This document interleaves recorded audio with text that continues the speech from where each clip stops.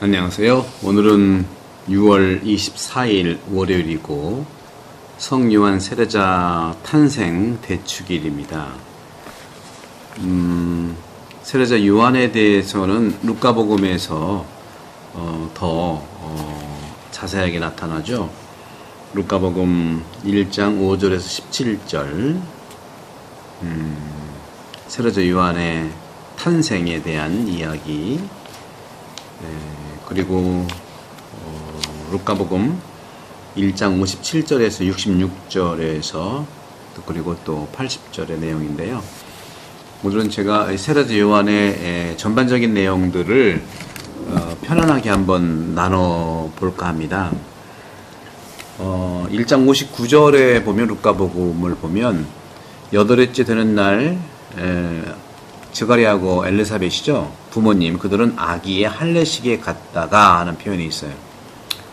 할례라고 하는 것은요, 아직도 몇 나라에서 여전히 통과 의례로, 성년의 징표로, 또 결혼 능력으로, 공동체 구성원 등의 이런 예식으로 남아 있거든요. 우리나라에서도 이제 군대 가서 이런 할례 예식 같은 수술을 좀 많이 했지 않습니까? 요즘에는 또 의학적으로 그냥 부는 것이 또 그 위생학적인 측면에서 또 건강 차원에서 괜찮다는 그런 설도 있고요. 이렇게 이스라엘에서 할례는요, 위생학적 의미를 넘어섭니다. 그리고 종교적 의미로 변화됐죠. 이스라엘에서 할례는 이방인들에게 없는 특별한 의무와 특권을 표시합니다. 따라서 하느님과 맺는 계약이 바로 할례입니다. 이렇게 이스라엘에서 할례 예식을 청년 때 하지 않고 태어나자마자 8일이 지나기 전에 거행하는 것은 바로 종교적 의미를 내포하는 것이기 때문에 그래요. 우리도 옛날에 아기가 태어나자마자 8일 안에 유아세례를 받았거든요. 저도 이제 태어나자마자 유아세례를 받았거든요. 그래서 이 할례 때 흐르는 피가 히브리인들이 계약의 피로 부르고 있는 거죠. 그리스도교에서는 이 예식을 받아들이지는 않고 포기했지만 세례에서 하느님 백성에 소속되어 강조하는 그런 표현 측면에서 할례의 의미도 연관되고 있고요. 계약이 나타내는 생명의 증거로서도 나타납니다. 이제 우리는 이 할례를 영적인 할례로 알아들여야 될 것입니다. 예언자들도 할례의 의미를 항상 기억해야 한다고 강조합니다. 예레미야 예언서 같은 경우에는요, 육적 할례보다는 마음의 할례를 강조했고, 영적 할례는 하느님과 인간을 향한 올바른 의로운 태도를 사는 것이라고 말했어요. 하느님이 당신 백성을 방문하실 때 하느님에 의해 우리는 이 영적 할례를 받게 될 것입니다. 루카복음 1장 16절에서 요한이라고 불러야 합니다 하고 엘리사벳 엄마가 얘기하죠. 보통 이름은 아버지 이름, 할아버지 이름을 따는데 전혀 없는 요한이라고 불러야 된다고 엄마는 얘기하는 거예요. 할례 때 아기의 이름은 말씀드린 것처럼 이스라엘에서 할례 때 이름도 짓고요. 그 다음에 아기 이름은 종종 할아버지 이름에서 따옵니다. 하지만 요한은 부모의 이름이나 할아버지 이름 등 가족의 이름에서 오지 않는 이름을 부여받아서 호칭했어요. 이는 바로 하느님의 계시입니다.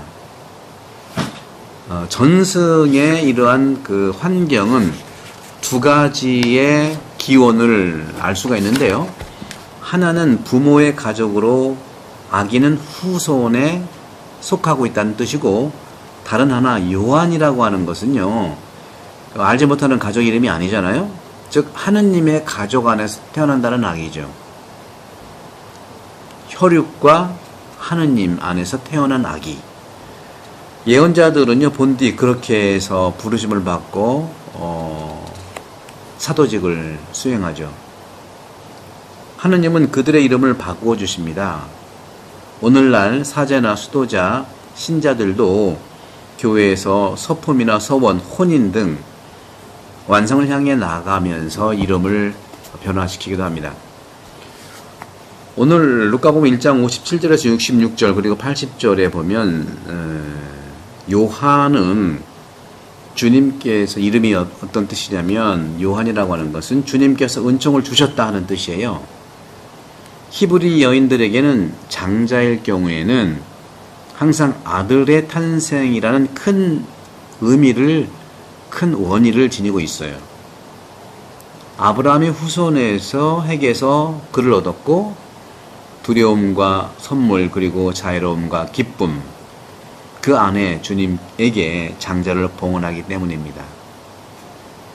그래서 엘리사벳의 친척과 이웃이 함께 아들의 탄생을 기뻐한 거예요.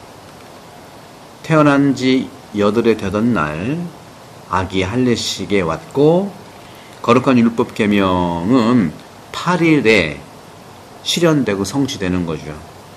그래서 저도 태어난 지 8일 안에 세례를 받은 거죠.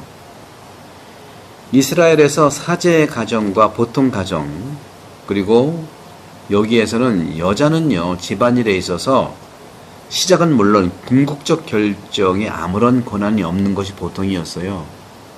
예수님 시대가 그랬어요. 예수님의 가치가 그런 건 절대로 아닙니다. 그래서 이웃들과 친지들이 아버지의 이름을 따서 즈카리아라고 하자 아기의 어머니 엘리사벳은 아이의 이름은 요한이라고 해야 됩니다 하고 방금 전에 말씀드린 대로 그렇게 한 거예요. 그러자 친지들은 이의를 제기한 거죠. 엘리사벳에게. 결국 가정의 권위에 대해 대항하게 되는 엘리사벳으로 드러난다는 것이죠. 우리는 그렇습니다. 예수님의 말씀, 하느님의 뜻을 따르기 위해서 가정의 전통이나 사회 전통에서 부딪힘을 당하는 거예요. 그래서 고통받는 거거든요. 지카리아에게 아기의 이름을 무엇이라 하겠느냐 손짓으로 물어봅니다. 요한이라고 하자 사람들은 깜짝 놀란 거예요. 실은 그들은 천사의 현실을 알지 못한 것이기 때문에 그래요. 사람들은 이런 점에서 1장 20절에 이 일이 이루어졌기 때문에 하는 표현도 있잖아요. 바로 그 순간에 지카리아는 입이 열리고 혀가 풀려서 말을 하게 되어서 하느님을 찬미하였다고 기록합니다. 입이 열리고 혀로 새롭게 말을 한다는 거죠. 마침내 첫 번째로 혀가 풀리자 하느님께 찬미를 들어높인 거예요. 64절에. 이 때문에 모든 사람 위에 주님의 축복된 두려움이 내려진 겁니다. 그들이 알게 된 것은 그분은 현존하시고 여기서 당신 뜻을 이루십니다. 그 사실이 예루살렘 남쪽 유다 산골에 퍼진 거예요. 이 말을 들은 사람들에게 이야기거리가 됐죠. 이런 생각들은 그들 마음에서 나왔고 그것을 마음에 새기게 했습니다.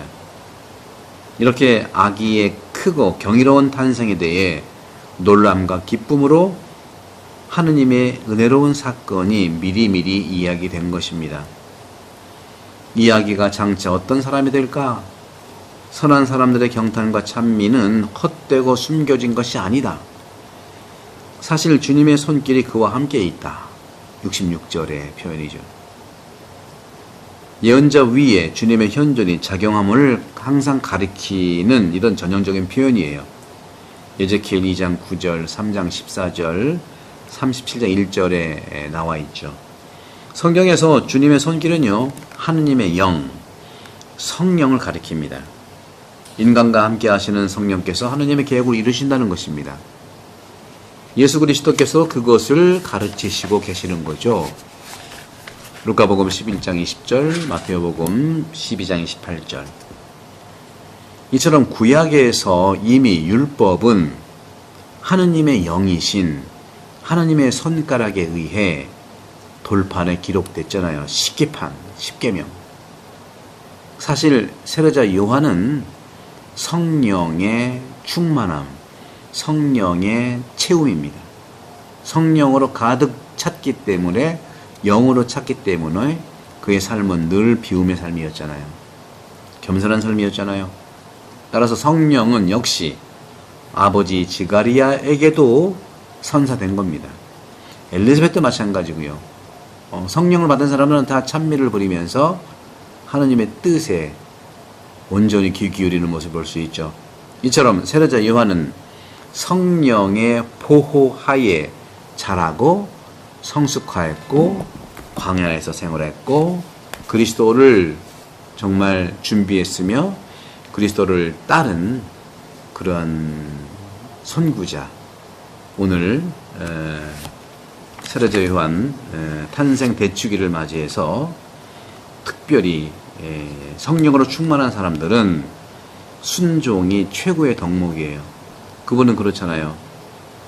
주님께서 당신 백성을 위해 모태에서부터 당신 종으로 빚어 만드신 요한은 나는 그분의 신발끈을 풀어드리기에도 합당하지 않다. 뒤에 오실 구세주 예수님을 알리신 것이죠. 회개의 세례를 선포한 요한을 기리며 우리가 오늘 탄생 대축일을 맞이해서 세례자 요한의 인생관 자체는 회개예요. 바꿔라는 것이죠. 바꿔야 됩니다. 주님의 길을 닦는 거예요. 촛불이라고 하면 당신은 불이라고 하지 않아서 심지예요. 심지. 타오르는 심지일 뿐이에요. 나는 불이 아니에요. 그리고 자기 자신은 분명히 자기는 소리일 뿐이지 말씀이 아니라는 거죠. 소리일 뿐이에요. 소리. 내 소리도 역시 저도 마찬가지로 제 목소리를 통해서 말씀을 실어 날르는 거거든요. 이게 선구자의 의미죠. 사랑하는 형제자매 여러분, 세례자 요한 탄생 대축일을 맞이해서 여러분 모두에게 세례자 요한의 영성이 가득하기를 축복드리고, 그렇죠. 그리고 늘 말씀드립니다만은 이 책을 좀 많이 좀 여러분 구독하시고 해주시면 고맙겠어요. 이게 이제 포털 사이트에 다 들어가 있습니다. 교보문고에서는 그저께 보니까 수천 권의 책이 있는데 종교서적에서 467등인가 했더라고요. 그리고 오늘 보니까 600몇 등으로 또 떨어졌어요. 뭐 등수가 중요한 건 아닌데 제가 늘 말씀드린 것처럼 이 유튜브도요. 내용이 아무리 좋아도 구독자 수가 낮으면 그 내용도 낮는 걸로 착각을 하더라고요. 여러분들 그래서 제가 유튜브도 많이 구독 좀 달라고 하는 것도 그런 의미이고 말씀을 전파하기 위해서 그래요. 유튜브의 조회 숫자가 바로 소리이고 세례자 요한이고 불이 아니라 심지고 거기에다가 말씀을 실어 날리기 위해서 그래요. 이 영혼 돌봄도요. 그런 점에서 여러분들 많이 교보문고라든가 예스24 또 알라딘 또 여러 가지 있죠. 또 인터넷에 나오고 그리고 가톨릭 모든 바오로 딸이라든가 모든 가톨릭계 인터넷 서점에 다 있으니까 여러분 많이 좀 시청해 주시고 여러분 특별히 제 사인을 원하시는 분은 태안성당 사무실로 연락을 해주시면 주소하고 전화번호 좀 이렇게 이름하고 남겨주시면 제가 보내드릴게요. 여러분들 많이 알려주셔서 제 사인이 들어간 서적도 제가 직접 보내드릴 테니까 우리 성당을 통해서 또 많이 태안성당 그리고 그 수익금은 많지는 않습니다. 한 권 팔면 한 10% 정도 될 테니까 한 1,750원 정도 그렇게 수익금이 있는데 이게 어떻습니까? 뭐 10건이면 17,000원, 100건이면은 17만 원인가요? 그렇죠. 뭐 10,000건이면 뭐 1,750만 원인가? 네, 잘 모르겠는데 우리 성당의 이 14처 기도공원도 이제 곧 시작할 테니까 여러분들 많이 성원 부탁드립니다. 성부와 성자와 성령께서는 여러분 모두를 강복합니다. 감사합니다.